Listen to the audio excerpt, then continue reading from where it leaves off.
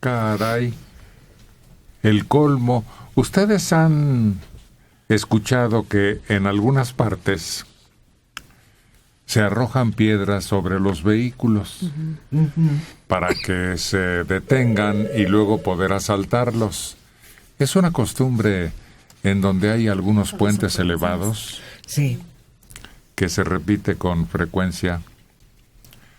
Pues ahora, en la autopista Cuernavaca-México, desconocidos parece que la emprendieron con afán de travesura, porque son varios vehículos atacados en esa forma, bombardeados con pedruscos desde puentes elevados. A ver, Marcos, Hipólito, ¿qué es lo que está pasando en ese tramo que señalamos? Pues al menos 30 vehículos, Héctor, resultaron dañados. 30, tal vez un poco más. Sí. Oye, pues, llevaban un cargamento de piedras. Pues hay de dónde agarrar, porque la agresión, según lo que consideraron en mencionar los afectados, ocurrió sobre la autopista Cuernavaca-México, a la altura del Tianguis de Alimentos del poblado de Tres Marías, en la circulación que viene hacia la Ciudad de México. Esto pertenece al municipio de Huitzilac, Morelos. Ocurrió entre las 12:30 de la noche y las 3 de la madrugada de este martes, cuando pues sí había una constante circulación. Muchos regresaban del fin de semana largo. Y los vehículos con daños tanto en el parabrisas, algunos rotos, otros estrellados, también en la carrocería. No se aclara el móvil del ataque contra los vehículos, pero los afectados suponen que era con la intención de obligarlos a detenerse para ser asaltados. Los automovilistas no se detuvieron una vez que los proyectiles cayeron sobre sus vehículos, por seguridad precisamente, porque lo primero en que pensaron, pues a qué se paran, a quién le reclaman, contra quién van, y está el riesgo por la oscuridad de la noche, de la madrugada, de que les hagan algo. Llegaron hasta la caseta de cobro Tlalpan, sobre la autopista Cuernavaca-México, para reclamar y reportar lo ocurrido a personal de Caminos y Puentes Federales y a elementos de la Policía Federal que se supone deberían estar al tanto de la vigilancia, sobre todo cuando se incrementa la carga vehicular, pero pues no. Brillan por su ausencia, y ahora más de 30 afectados, como eso de las 2 de la mañana, estaban ahí protestando en la caseta Tlalpan, sobre todo por quién les va a pagar los daños. Hay seguro en la autopista, pero pues nada más les dijeron, llenen su reporte y a ver si les hacen caso. Pues hay un seguro que cubre... Hay un seguro, sí. Sí paga. Sí paga. Sí pagan, son muy efectivos. Se te poncha una llanta o algo y te pagan. Pero más de 30 vehículos atacados así. Se está volviendo a este país, pues, en tiempos de barbarie general. Inhabitable. Como en el viejo oeste, cuando detenían los ferrocarriles y se subían, pues así está exactamente igual, nada más que ahora en las autopistas. Sí, es una forma de vandalismo muy común. Pero ¿cuánto tiempo puede transcurrir el atacar 30 sin que acudan los vigilantes los federales? Mismo de Tres Marías, que no está totalmente... Acaba de ocurrir, ¿se acuerdan? En Tres Marías, una serie de secuestros y de anomalías delincuenciales. Sí. Empezaron con que te dañaban el carro con algo, y entonces tú te tenías que entretener ahí mientras te robaban, o el daño te lo hacían fingido y tenías que pagarles para poder seguir tu viaje. Empezaron con eso, y después ya empezaron, hubo algunos secuestros, no era así de todos los días, pero algunos secuestros ahí en Tres Marías. José Morales Trenado, 58 años, de Naucalpan. Los ataques a vehículos en carretera no es nuevo. Hace aproximadamente 40 años regresábamos de la población de Salazar, en el Estado de México, por la noche por ferrocarril. Antes de llegar a la zona de San Bartolo, Naucalpan, los empleados del tren nos pidieron que bajáramos las ventanillas de una manera alarmante. Cuando pasábamos por una zona de casas de cartón ubicada a las orillas de las vías, empezaron a apedrear el tren, mismo que aumentó la velocidad. ¿Se acuerdan que eso sucedía cuando el tren de pasajeros iba llegando a la capital? Ujú. Era como un deporte. No tenían un propósito. Criminal. Sí. Bueno, Eran unos andurriales espantosos que había en la zona del derecho de vía. ujú. Sí, ahí vivían gente que alguna vez tuvo que ver con ferrocarriles. Ujú, y por eso tenían rencor. Pero es que lo que nos llamó la atención de este hecho es que 30 coches, más otros iguales, que probablemente dijeron, ya no vale la pena, ya me voy a mi casa porque es en la madrugada, porque vengo con mi familia, que me pague mi seguro, en fin. O si hubiera pasado una moto, ¿te imaginas la desgracia? Lo matan. Eso es lo que nos llama la atención. Yo ya lo había visto camino a Guadalajara. La patrulla te detenía en la caseta y te decía, vámonos todos en fila india porque bloquean la carretera. Y sí, efectivamente, había bloqueos de carretera con troncos. Pero 30 coches, sin que nadie haga nada. Mucho tiempo se acostumbró entre Acapulco y los puntos más cercanos por la ruta costera, Sigua. De Acapulco a Zihuatanejo, efectivamente. que detenían el tránsito y tenía que encabezar el desfile una patrulla y otra en la parte posterior Sí, para como proteger de convoy. ese salvajismo que existía.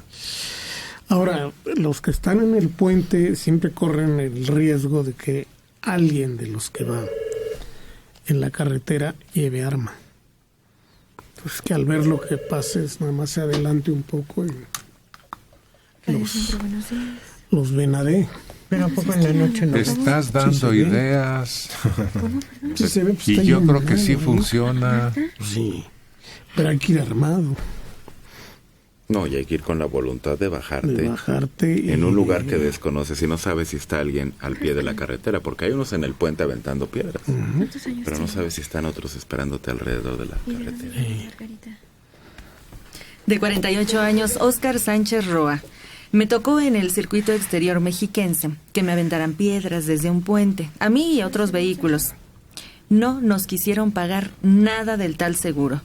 Nos dijeron que al ser vandalismo no aplica. Llenamos unos formatos.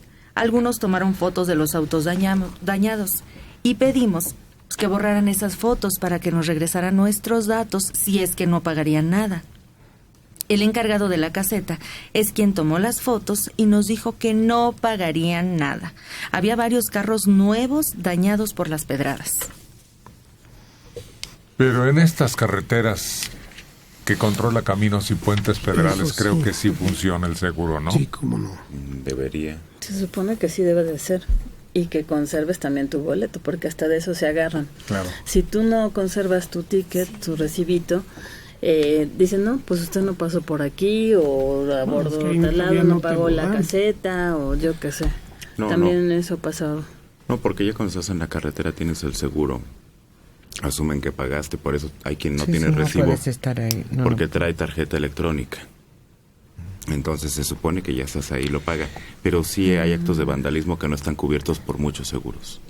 Y no puedes acusar directamente a, comunicaciones y transportes, de que como está bloqueada esa parte porque están construyendo un puente, pues te bloquean por completo el tránsito y te ponen en riesgo, si no es de las pedradas, de un asalto, porque fácilmente se cierra a un solo carril y entonces No, pero no no tienes es, para ahí dónde no irte. está cerrado. Pero ahí no está cerrado. En Tres Marías no está cerrado. No. Es nada más hasta la caseta.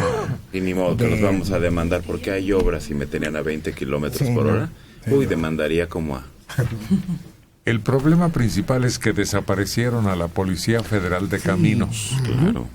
que siempre estaba vigilando Claro. de Daba- ida o de regreso. Y daba una ronda cada X tiempo que pasaba la patrulla. O estaba en vigilancia en algún lugar. Y ahora lo convirtieron en Policía Federal al de Caminos y se Sí, se olvida. hizo una de sus funciones menores.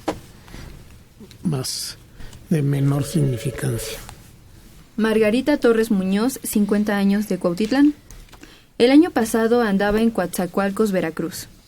Íbamos en una carretera circulando cuando salieron unos niños pequeños. Atravesaron un mecate evitando el paso y bueno, pues una vez parados, salieron los padres con palos y piedras exigiendo dinero. Las mujeres con machetes y los hombres oliendo a licor. Eran aproximadamente 20 niños. A mí también me ha pasado, es espantoso. ¿Y tienes que dar? Ahí tú sabes. Te rodean el coche y es una turba. Lo mismo sucede en Michoacán, lo mismo ha sucedido en Veracruz. En Veracruz es muy frecuente. Y bueno, de Tamaulipas ya ni hablamos, ¿no? Pero ¿por qué llegamos a esta situación? O a otras parecidas. ¿Por qué se ha perdido el orden, el respeto, el temor? Ya no a Dios, sino a la autoridad y a la cárcel y el castigo. ¿Por qué? ¿Cuál autoridad? ¿Cuál autoridad? ¿Quién pone el orden? ¿La que siempre ha hecho esa tarea? Parece que se desvaneció, se hizo... Pues era un mito. Pero no llega la autoridad a esos lugares, no llega la autoridad. Ese es el problema. Pero debe no llega tener el castigo, algún origen. No llega la autoridad, no llega el castigo. Debe tener una razón ese sentirse impunes, ese medrar, ese apedrear o robar o exigir o amenazar. Algo está pasando, una inconformidad que recorre el país a todo lo largo. Rencor social. Exacto. Que suponen que quienes van en vehículo son ricos y son privilegiados. Y que merecen lo que les pase. Pues esa situación está creciendo en vez de disminuir. Es que es un caldo de cultivo, la impunidad, la falta de autoridad, la falta de castigo. Y luego la diferencia social. Cada día los ricos más ricos se van a la Fórmula 1. Y tú en el viaducto viendo pasar coches.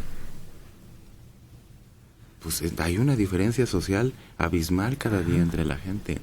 Y entonces crece el rencor, que va alimentando todo lo demás. Y ahí están los linchamientos. Pero no podemos resignarnos a decir que eso está pasando. Es que pobreza y riqueza ha habido siempre. No en la manera en que lo hay ahora. No es cierto.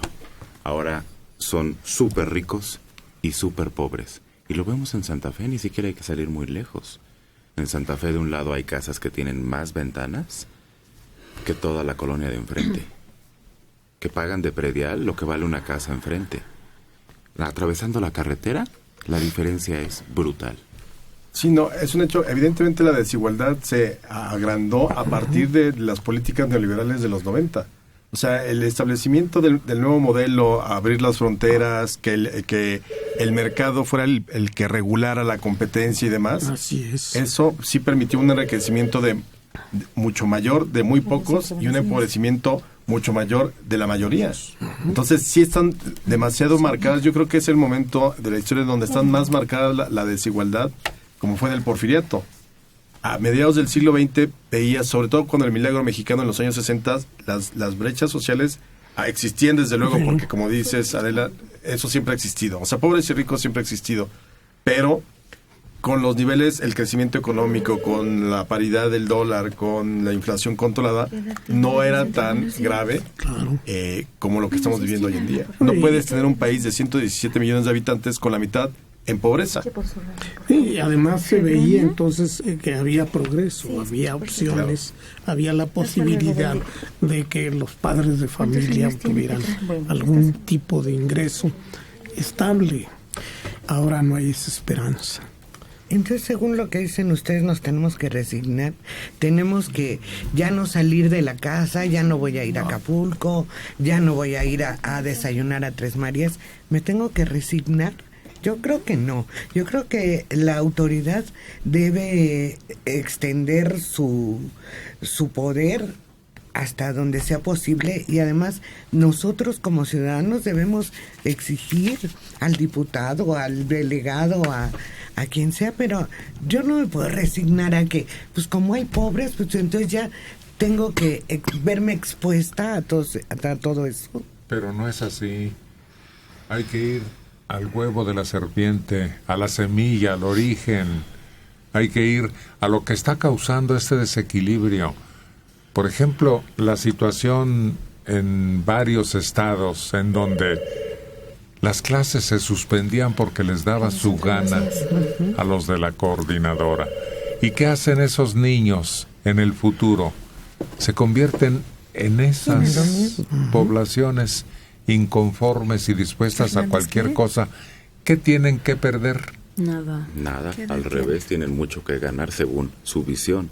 Pero los mismos niños, que sus papás tienen que salirse a ganar el pan y encima no tienen escuela, se les complica el doble. Porque ¿quién les provee por lo menos de respeto? Porque antes respetábamos por lo menos a la mamá o a alguna entidad religiosa. Ahora ni eso. Ahora yo no sé en qué momento. Yo no dije nunca que hay que resignarse. Nunca. Pero si revisamos en nuestra casa, tenemos productos chinos, tenemos productos internacionales y no apoyamos el comercio. Sí, yo creo que estamos en el proceso de recomposición, porque el Estado creado en el siglo XX terminó pues, básicamente basado en la impunidad, la corrupción, lo que decíamos, la simulación, y todo eso se rompió con la transición. Entonces, desde mi perspectiva, yo creo que todo esto que estamos viviendo teníamos que atravesarlo, era el purgatorio que teníamos que atravesar para salir de ese infierno en el que se fue construyendo el Estado mexicano en el siglo XX.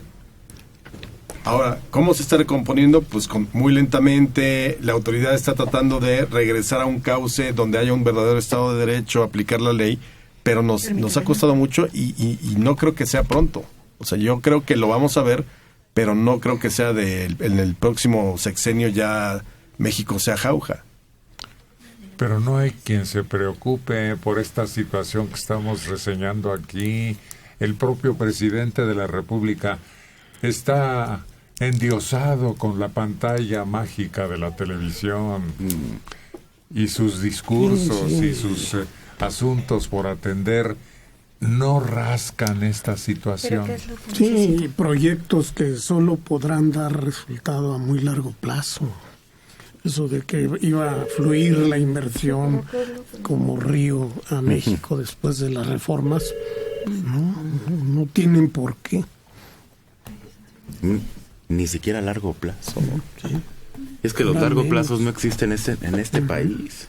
Sí. ¿Quién va a continuar si llega López Obrador? No, bueno. Ya ves que dijo que trae su propio plan de aeropuerto. ¿Qué va a continuar? ¿En qué le vamos a dar continuidad? ¿Quién se está preocupando? Ya chole. Que ese es exactamente uno de los grandes problemas que siempre hemos arrastrado. Parece la ceremonia del fuego nuevo azteca. Recuerden que cada 52 años se volvía a hacer todo, se destruían cosas, templos, se volvían a erigir. Aquí el problema es que no son 52 años, son cada 6 años. O sea, verdaderamente cada 6 años hay una recomposición y una redefinición. No hay un proyecto nacional, ese es el problema. Entonces igual, si llega López Obrador o el Bronco o quien llegue a la presidencia, seguramente va a criticar el 75% de las cosas que se hicieron, se van a suspender obras y ahí murió.